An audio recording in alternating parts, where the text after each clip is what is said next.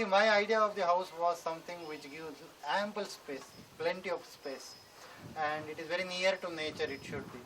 And I was the person brought up in the villages where roofed tiles and the houses with airy houses, lot of open space was the requirement. And if I go for the house which is conventionally built with cement and lot of plastering, which I really hate, cement I doesn't like very much, and the cost of construction was also very high, and the budget the people gave me, it was possible to build only a house which was similar like a rented house, no possibility of giving a big house.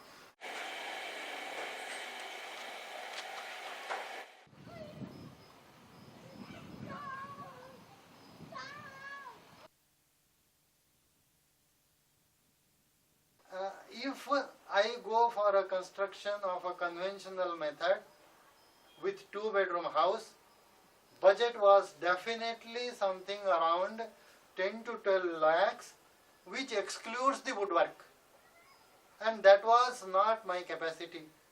My capacity was only 5 to 6 lakhs, and when I told to Kumar, we have got very limited capacities, our financial problems are very acute, we are not going to for a house to show off the house, but to meet the requirement.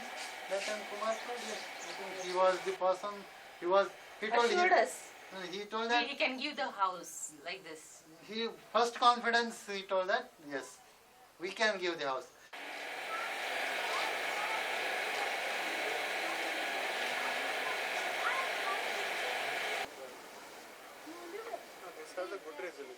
Another thing what I felt with Kumar is, he used to ask us 101 questions. He used to ask, we want a 2-bedroom. Then he told, why do you want 2-bedroom? First we asked 3-bedroom. My parents, my child and myself.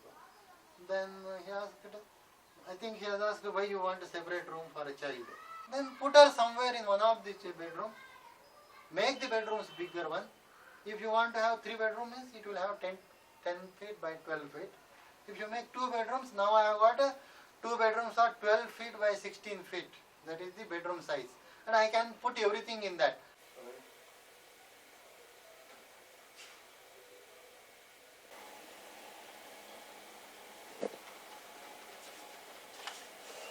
You want a dining room by 8 by 12 or 10 by 12. Then he asked us, what are you going to put in a dining room? Simple is one dining table and multiple chairs. Then who is going to picket them? Is there any theft? Is there any worry about the theft? Then I told, no precious items are kept in the dining room.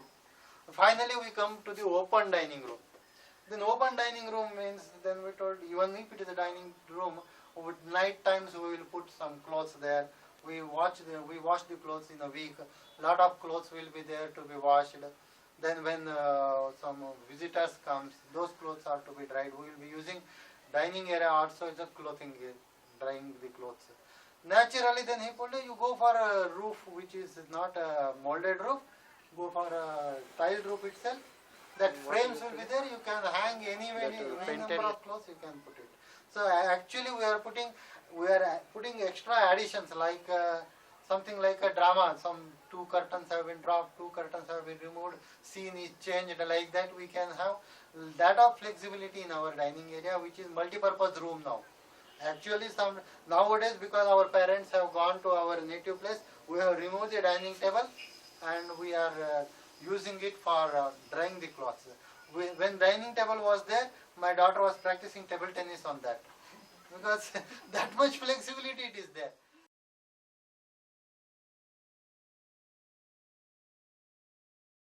Our daughter is in the 10th standard. Now she puts some on music, she has got sufficient space to dance also. Called some 6 students. Everything was dance practice was going on this house. Here in this house, because in their house there was no place to dance. Because bedroom is 10 by 12, kitchen is 8 by 10. Our hall is full of furniture, no space. So all of them came here. They enjoyed the house. They enjoyed a stay there. 1 week they were every day they were coming, practicing and doing all.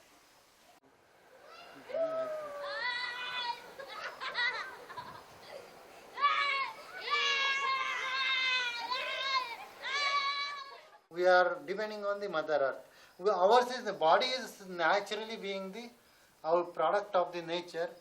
As near you are the nature, you will become as comfortable. Now, if you come from a hot sun, whenever I come down from a hot sun, if I feel very much loss of energy, what I do is I have some loose cloths, lay down on the floor, I will get very much comfort. This is happen only with terracotta. So we decided for the terracotta, which is made up of mud, extracted from the bed lakes. Now lakes have been desiltation process is one thing which ecologically helps. The sand desilted, the mud desilted from the lakes. It's so fine that only such types of mud is used for making the terracotta tiles and roof tiles. So that was one thing. This house is not totally eco-friendly, but it is disturbing the ecology minimum.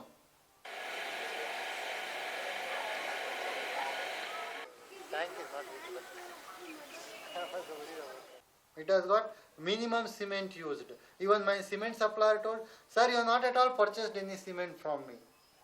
He has shown me the comparative statement, how much cement people are using, how much cement you have used. Because cement requirement, the composition of cement into the mortar itself is very less. There was very minimum cement requirement was there. Foundation is without a cement. Foundation, our Kumar has told that cement is very strong, it resists the flow of the water. In this area, groundwater swelling during the rainy season was very high. So once groundwater swelling is very high, naturally cement will try to block it, try to resist it. Up till one capacity it will resist. After its capacity is over, it will give a crack. Foundation given a crack, it gives a crack into the wall. So instead of that, here is a foundation with a sand and stone, layer of sand and stone. Sand and stone naturally it becomes so porous and gives way to the water. Excess water which comes in the rainy season, it is pushed out naturally by gravitational force. It has happened, we have observed it during construction. During construction, while near the wall, we were to dug up for the sump, and the foundation got opened for some part of it, 1 or 2 feet it got opened. Not even a single granule of the sand was moved from the place. It has not collapsed, it has not caved in. And that was the confidence which has given to us that the sand foundation with stones gives a very much sturdy situation even in a ground level water increase or decrease. And we have very much confidence, we have got very much belief and strength that what we have selected is the best. It's a nice house. A lot of things were designed very well. It fitted in with their needs. It was done very cheap. And the element, the good thing, the good thing that came out of it, in my opinion, was the kind of, there was an acknowledgement from his side and from our side that the issue is not about how much money you can spend. The issue is not about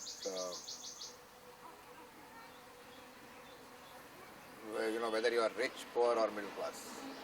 There are some sensibilities and sensitivities on which we can agree upon. There are two interesting episodes. One is that B-Day is one of my few clients who from the beginning was very clear that he didn't want an attached toilet. Even though he got one for his own bedroom on top, but at least one could say that these are useless, contrived artifacts. What is the idea? To walk another 3 feet more to a toilet which is outside your bedroom. What's the big deal? So it was something he could appreciate. And second thing was about simplicity. I think he was also very much keen on simplicity. For me, that's an important value. In all the houses we build, at least we try to put forward the view that simpler the better. Less complicated, easy to manage, easy to handle. So simplicity is really the key.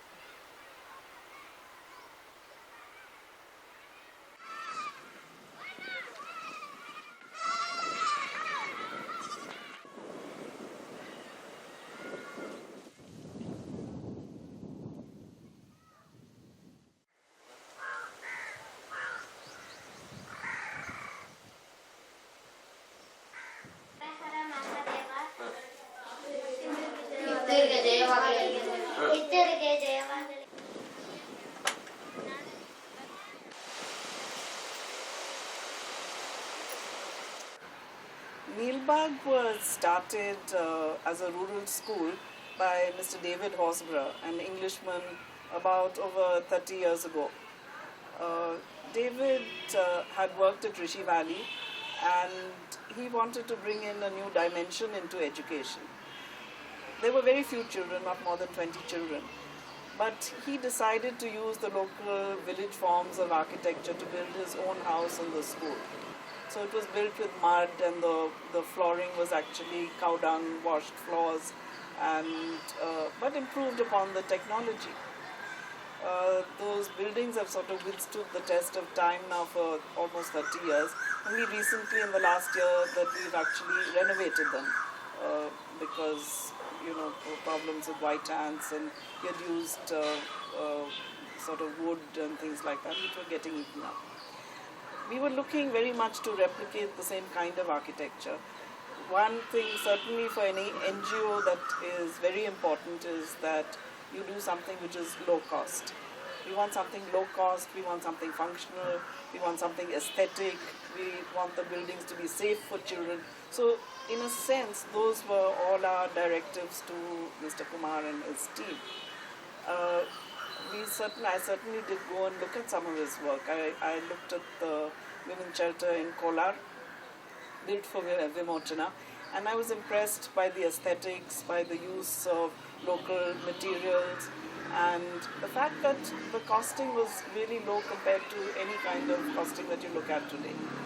So we decided to work with CEDS on this project, and I have to say that by and large we're very happy with the outcome.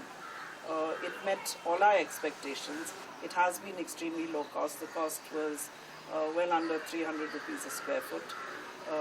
The aesthetics have been good. It's been easy to maintain because certain things we decided to change, that we'd go for metal frames for the roofs and so on rather than use casuarina wood, because in the long term the maintenance was going to be easier for us. And the children find it a comfortable environment. The classrooms are very sort of open to the outside environment, and yet sheltered enough to give them privacy within a classroom.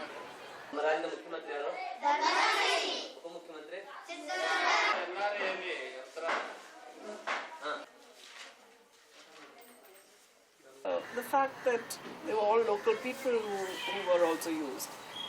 People to do thatching, to do the mud walls, to bring in the local granite and materials like that. So I think it also, in fact, if you go down into the villages now, you find little elements of this kind of architecture creeping into their own homes and huts and things. So obviously it's reflecting back into the community as well, which I think is a good thing.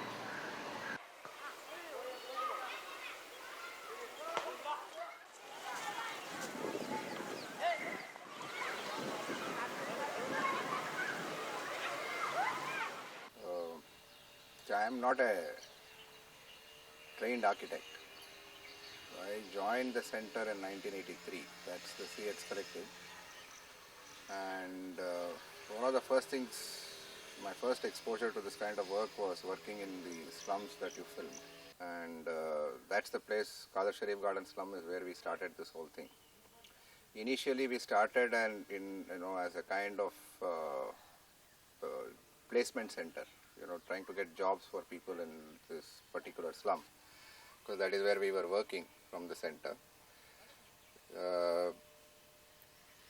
So the one thing led to another, but the first initiative was to get people informal jobs, and that was the time when it was in the late 1980s, 87, 88, around that time, where many of these public sector companies were beginning to take outsource, the low-end jobs like office boys, cooks, cleaners, things like that.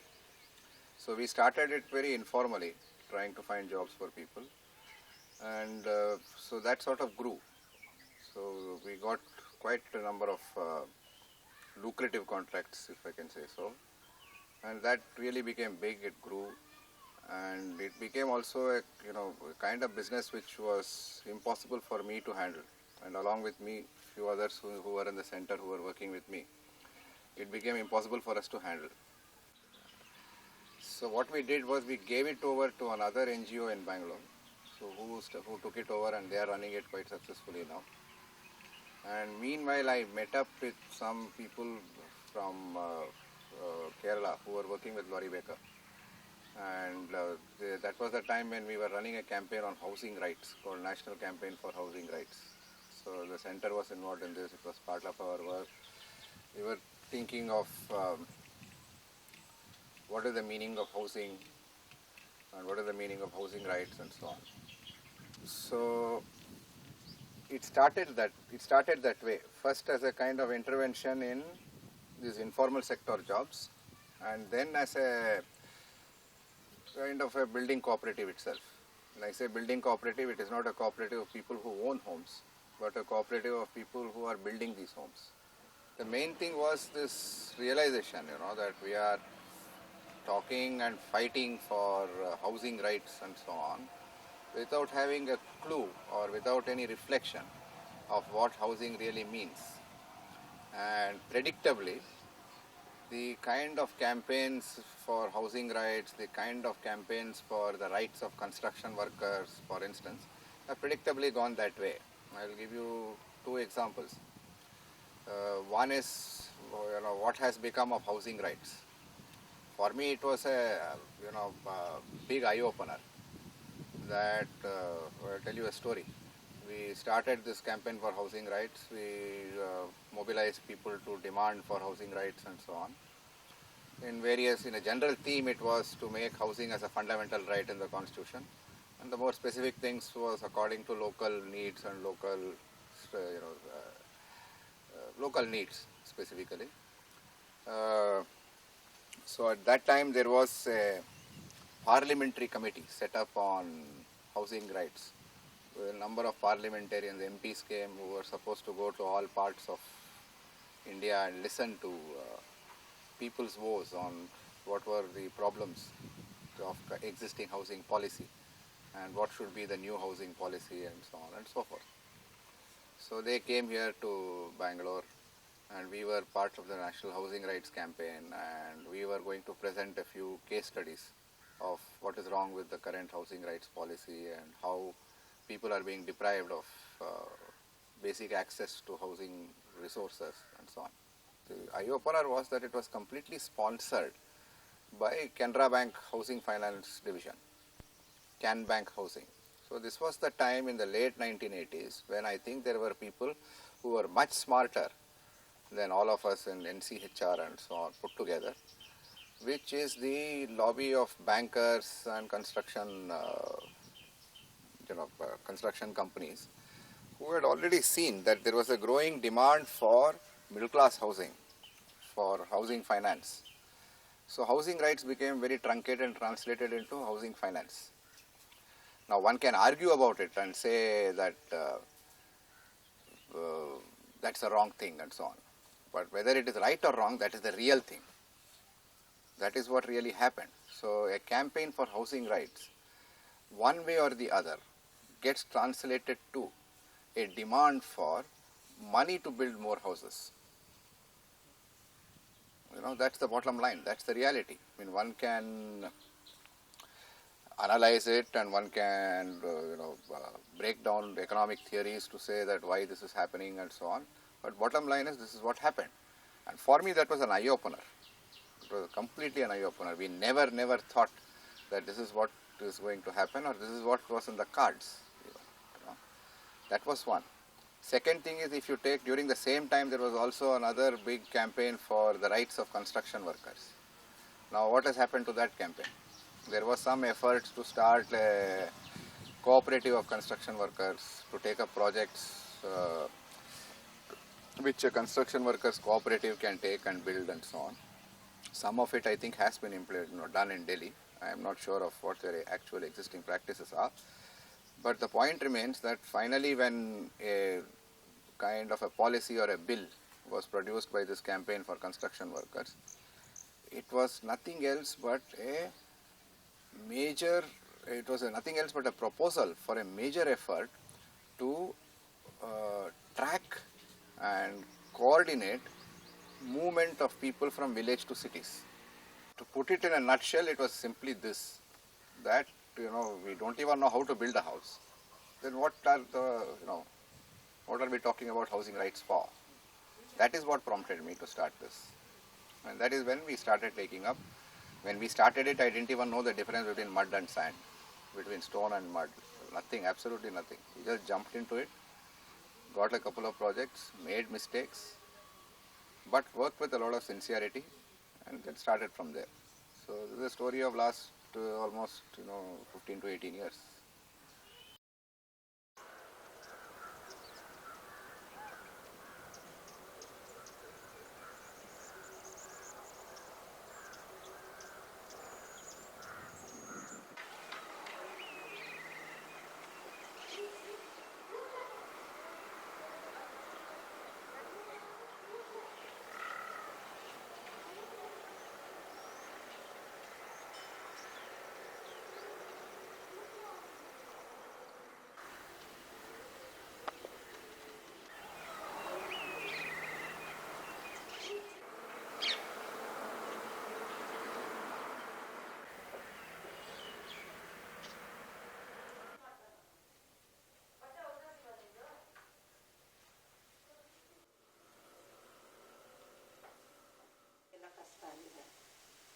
Income generation ಆದರೂ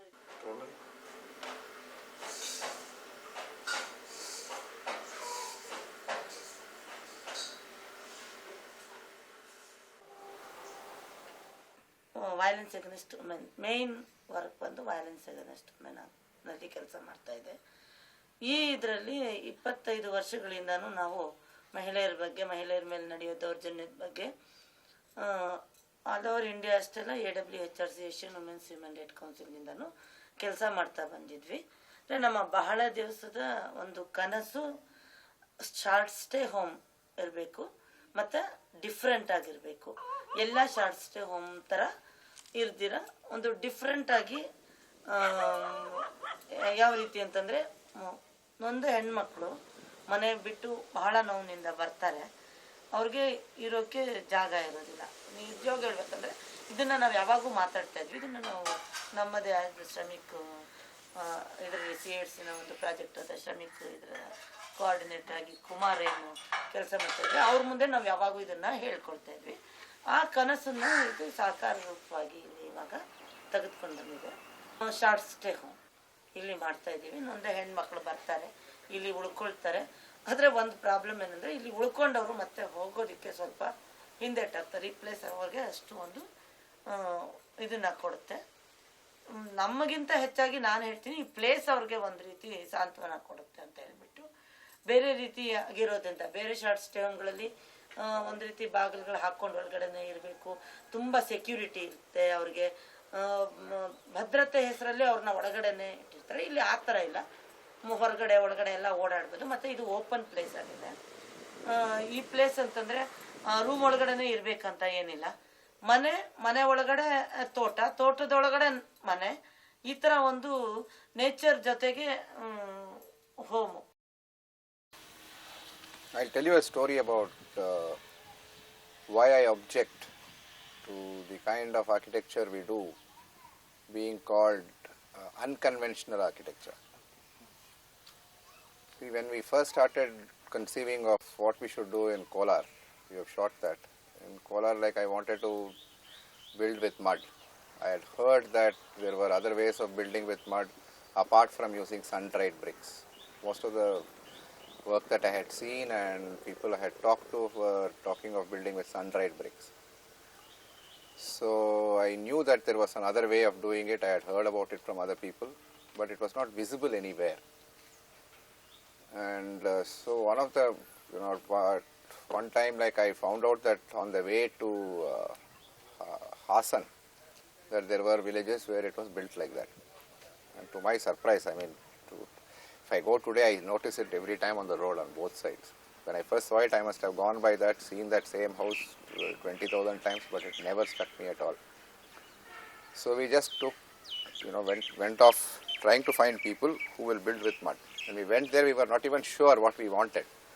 But as we started going there, and then slowly it began to hit me that when I saw the houses right on the highway to Hassan, that these are houses which are built with mud but not adobe style. And neither is it what is known as rammed earth.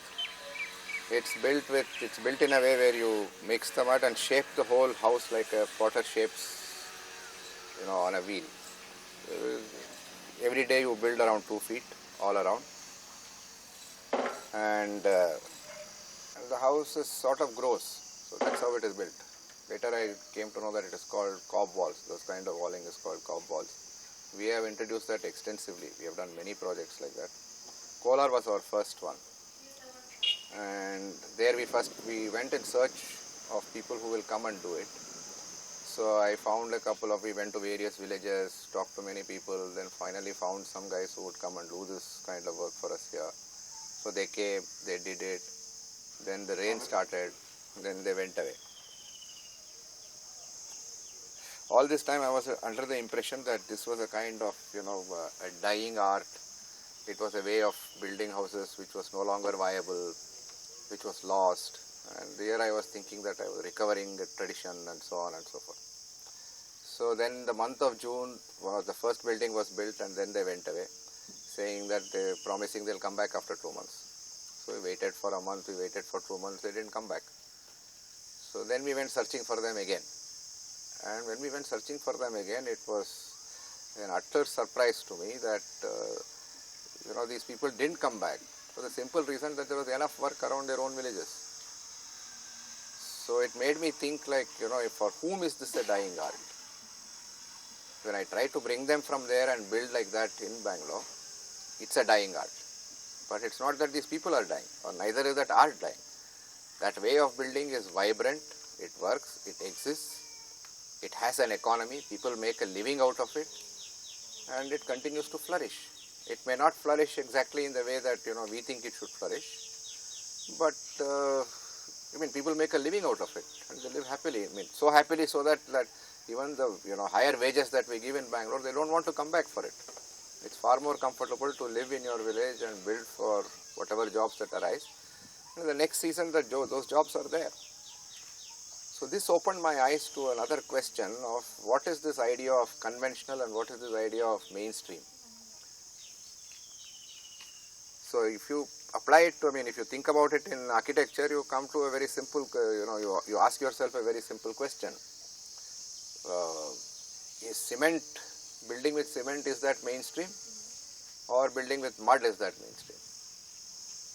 10 or 20% of people here build with cement. Now that is called mainstream, to which everybody else must join. But if you take sheer statistics and sheer numbers, most of the people build with mud only. Now is that mainstream or not? So that made me ask this question. And interestingly, people don't use the word mainstream, they say conventional. They describe the kind of work we do as unconventional. And that's even more baffling. What do you mean by unconventional? So then I realized that what they are trying to say is, by convention, they don't mean something that has been done for centuries. By convention, they mean that something that has been done till now, we should not do it anymore and we should break on to something new. So the question of rejecting something because it is conventional has nothing to do with for how long it has been done, or nothing to do with whether it is time tested and solid or not. It simply has to do with the fact that if you have to do something interesting, it must be something new. So all they are doing is just underscoring a very old equation that, I won't say very old, a very, let us say, recent equation for the last 150 years or so, that anything interesting, anything creative has to be something that is new. If it is old, it is not creative. If it is old, it means that not much thought has gone into it, that it is only ritual practice. But if it is new, it means that you have buried the old and you have done something new. In this sense, it is also interesting to note that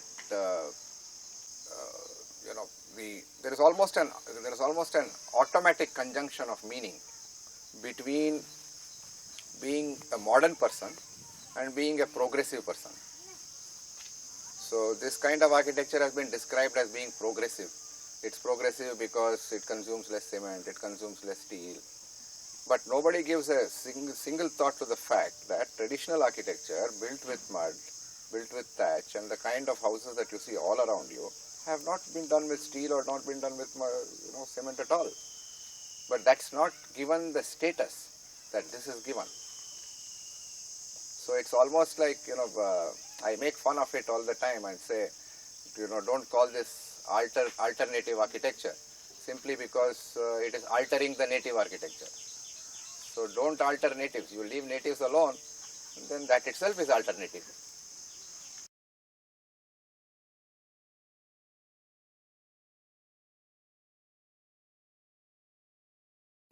After I joined Center for Vernacular Architecture, just after my graduation, my thinking was in those lines of like, I'll be into doing some kind of an alternative technological work, or I'll be really exploring many materials. I'll be learning like how to work with various materials, and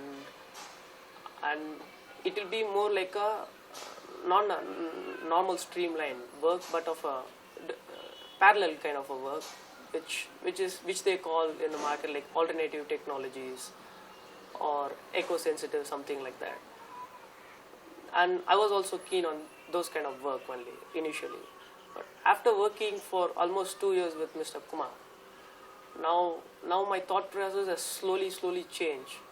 Now I feel that I shouldn't call this as an alternative technology or a parallel streamlined work. I should call this more as this is the kind of work which should be practiced in a place like India, which makes much more sense than what is happening in the market, both economically and ecologically.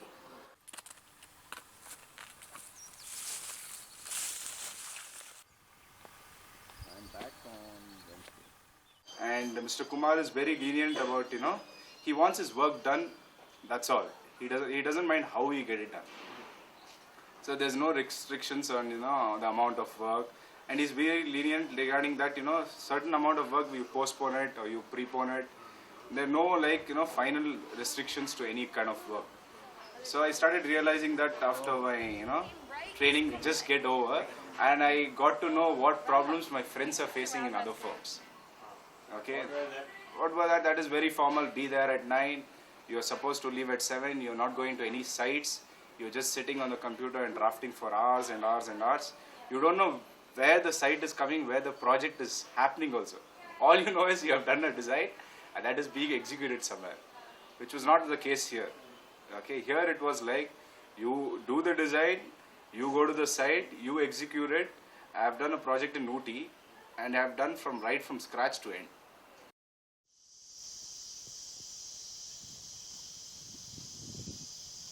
It's everybody's fantasy to have a bit of stream and a bit of water.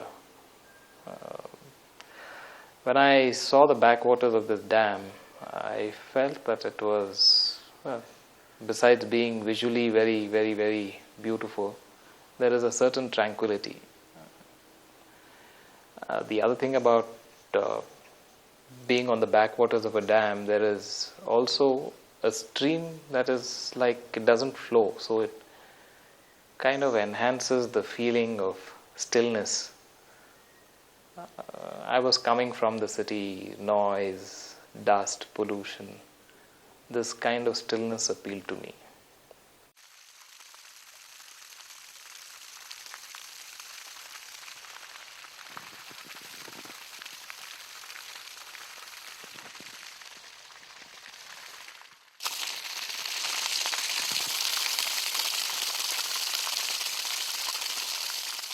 I was going to that little hillock for many months before I even had an idea of building a small house there. I used to pitch a tent and spend time, stay overnight.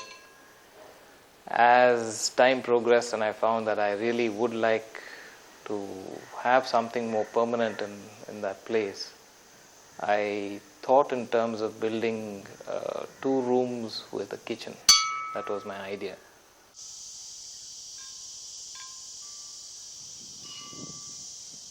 The thing is with Kumar, there is very little basic design, like the plan and what is at the end. Sometimes there is very little connection. So a lot of things are decided on site, on the spur of the moment. A lot of latitude is given also to workmen and work people if they know what they are doing with the material they are working with. So there was no, shall we say, fixed plan of the space. We did marking, we said we wanted bay windows, so we created some bay windows. It was not there really on the structure. We decided that we wanted an open courtyard. We decided also to retain the gradient of the slope. It is built on a slight slope. Locally the idea is to level and build on one flat space, but we decided to go with the contour of the hillock. So those kind of things, they were just decided on site. The even dimensions, when you marked something, if you felt that it was too large or too small, you just remarked it and you built.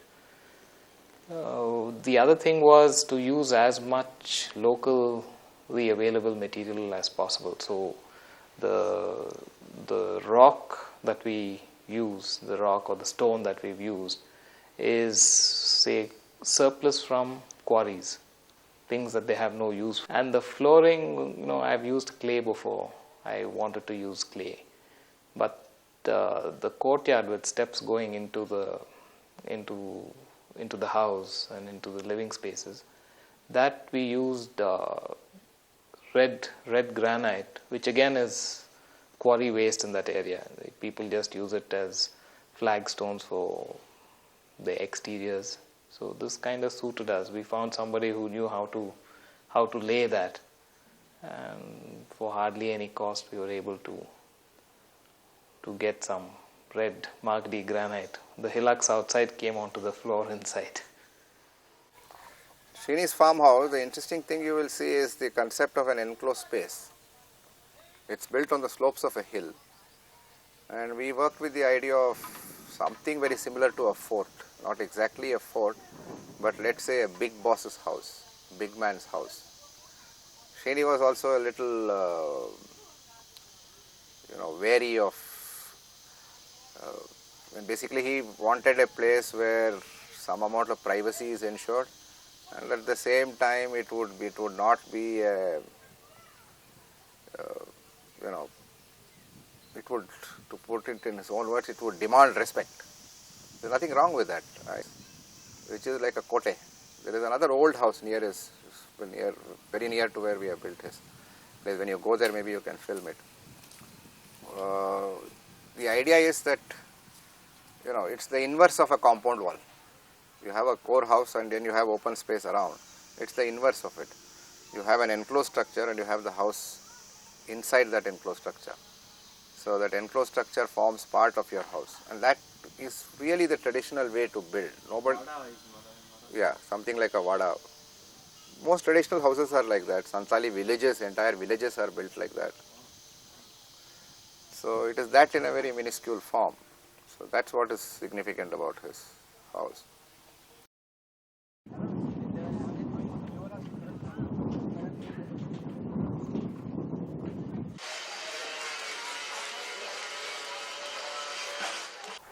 Pupil Tree is basically a trust which runs a couple of schools in Ballari. When we set out to build a school, we set out to basically change the way schooling is perceived and the way schooling is carried out in this part of the world. First of all, we wanted to fight the box. Right? Everything about the box was really revolting. So we wanted to, in other words, literally think out of the box.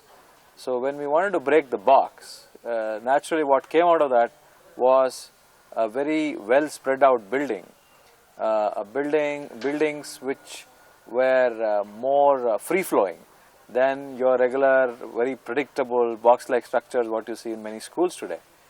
The way the space has been divided has been very interesting. The idea was when I gave a brief to the architect that we need to build a space for everything which we do here. Now, meaning if there is a place to sit, we need to plan it. If there is a place to chat, we need to plan it. If there is a place to dance, we need to plan it. Everything needs to be planned and integrated into our structure, into our campus, into our building. So that's how we evolved this kind of built up space, which we eventually translated into our buildings. And rest of all was our own personal commitment to vernacular style of architecture, because Bellary and surrounding areas is endowed with very beautiful building style, the kind of material which is available, the kind of architecture which has been here for forever is so beautiful that we wanted to bring it to the campus, give it a feel as if this whole building has erupted out of its own natural surroundings where it belongs.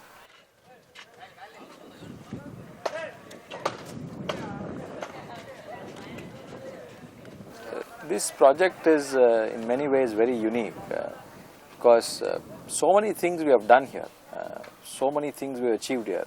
In other words, I would like to call it as architectural breakthroughs. I'm a layman, but I can understand a hell of a lot about what has been achieved here. For example, if you look at the buildings around, there's so much of play of elements. Different kinds of materials have been put to use and they've been seamlessly integrated to make it feel very natural, very cheerful, very colorful, and very, very interesting, and absolutely each and every wall, every room, every building is celebration of the highest level of aesthetics and beauty one can achieve in a building. That's what I would like to say about this architecture. Bellary, what we have done is random rubble. That came about quite by accident, and also because I had worked with these masons in a project I did in Sangli.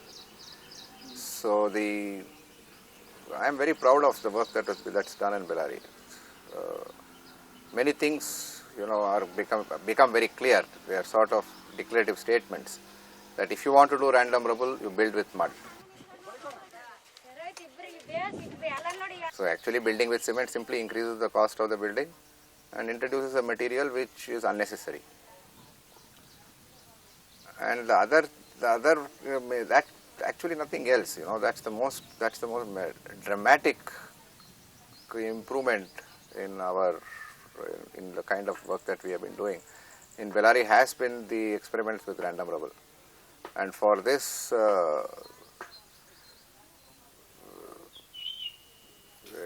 Ami's involvement in that has been really the key. The way she has put herself into it and experimented with various, and you have that in your interview when they say this, what Ami madam says, we do. We are doing a couple of projects with these people. These are masons from Bijapur. You don't get rubble in very sized and cut forms. So the traditional way of building there has been to work with the materials that are available. And it's a fantastic, really artisanal way of building a wall. After the mud wall work that we did in Kolar and Rayalpad and some other projects, I see this as a next major breakthrough. And now we are experimenting with mixing random rubble with brick, with laterite, with mud walls, all that.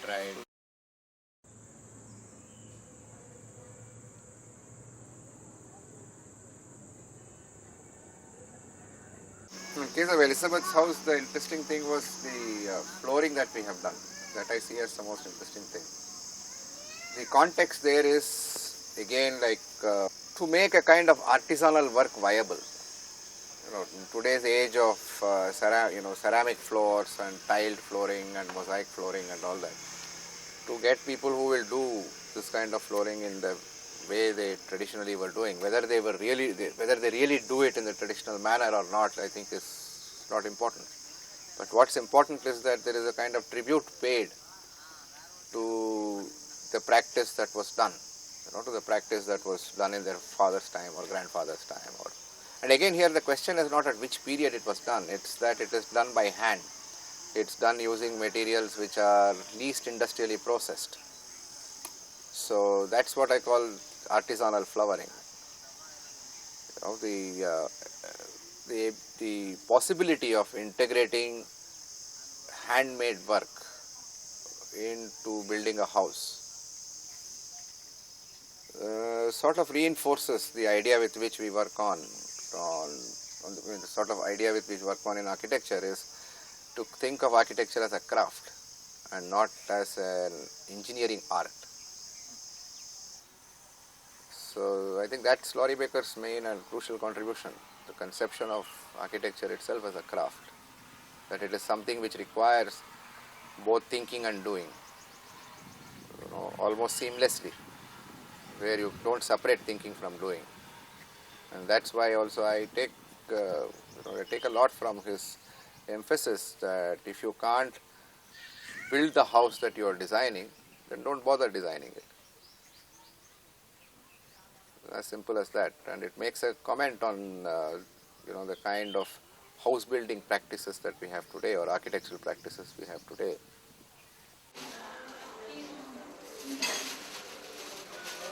I must say I don't like spaces which are cut into very small rooms with dead corners.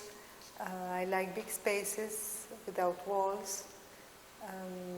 So since we could build a house, we could afford the space, so we decided to build it this way. So you can see there are no walls, there is no kitchen or living room or dining room, all the spaces are communicating, and there is no function as such of any.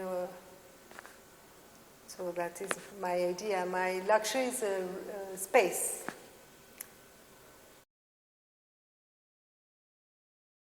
And since I was born in South America, we use a lot of brick and tiles. We don't plaster the walls, and knowing it's an equatorial country where I come from, so it rains a lot.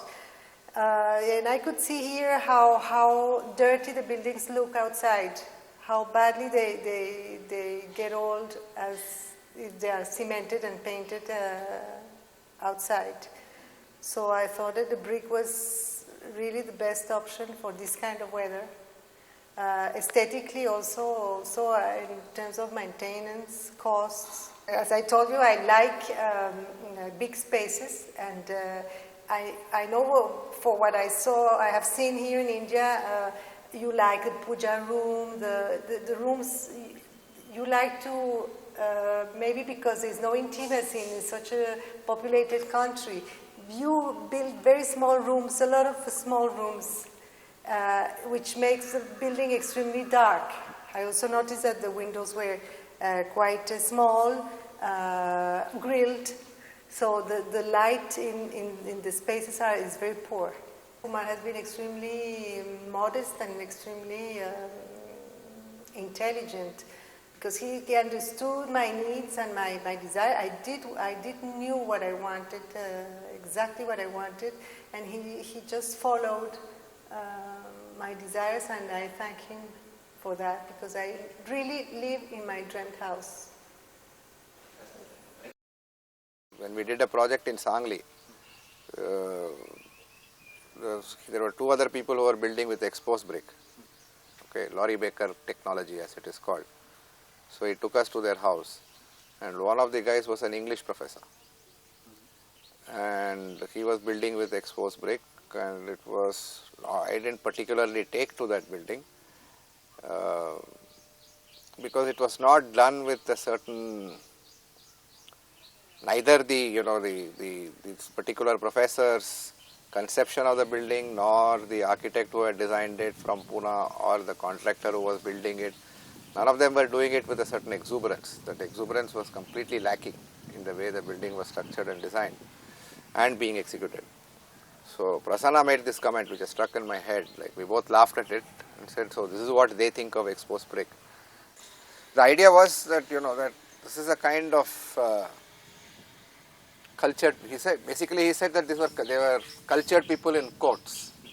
It's a difficult meaning to translate. We have to talk more about it because on the one hand I am appreciative of that, on the other hand I am very cautious about it, because it is that kind. It's a search for. It's an expression of a search for roots. It's an expression of a search for ethnicity. All those things, but it's again ethnicity in a very modern sense. It's ethnicity in a very fixed, rigid sense. It does not have the flexibility that genuinely ethnic communities or genuinely ethnic cultures practice. You don't have to wear your ethnicity as a badge or a label. Now these things tend to become that.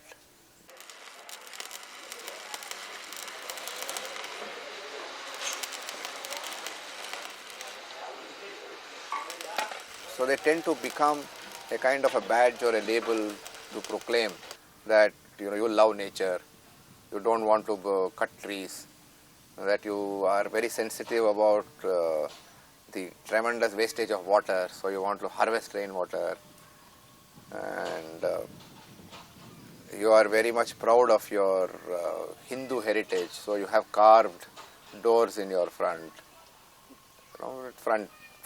of the house. You are very much proud of your let's say general heritage, so you have these carved pillars from demolished houses, and you are very sensitive to environmental destruction, so you go and get recycled wood.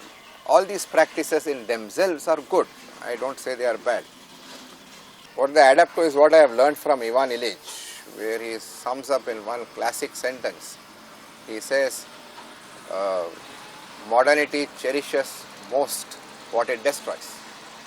So it's a kind of new cultivation of tradition that you are seeing around, where I won't even call it sentimental. It's not about sentiments. There is a genuine sense of loss which is felt. One must give it that. That loss is there.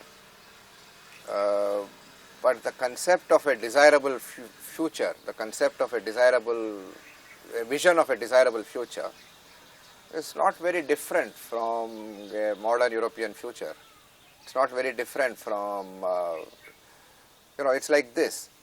You can ask yourself the question, should everybody wear designer khadi or should everybody wear ordinary khadi? You can ask that question. Now the question can be answered in one of these two ways, that all the poor must wear designer khadi. That is one way of answering the question, where you say that why should designer khadi be restricted only to the rich? The poor should also have access to it. Or you can say the other way around, which is no, everybody should wear only ordinary khadi. Why should the rich get away by not wearing ordinary khadi? One way of doing that. I think there is a third way to look at that, and which I think is the way ordinary life really exists everywhere, is you want designer khadi, you wear it and you keep it to yourself. Don't make me wear it. Don't tax don't drive my ordinary khadi out of the market so that even I have to wear designer khadi.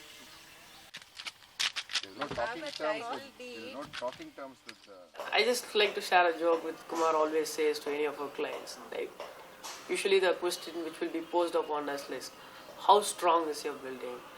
What is the lifetime of the building? When you compare with any kind of regular kind of a construction. So we just put it simple.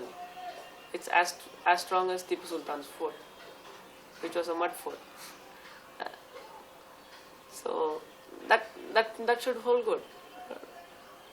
It is time tested. What we are doing now is really time tested. Concrete is not time tested. It's just come into the 90s. So what we are doing is like really time tested. The kind of mud architecture we do, or the kind of rubble work we do, it has been practiced like long years ago, and it still stays the same.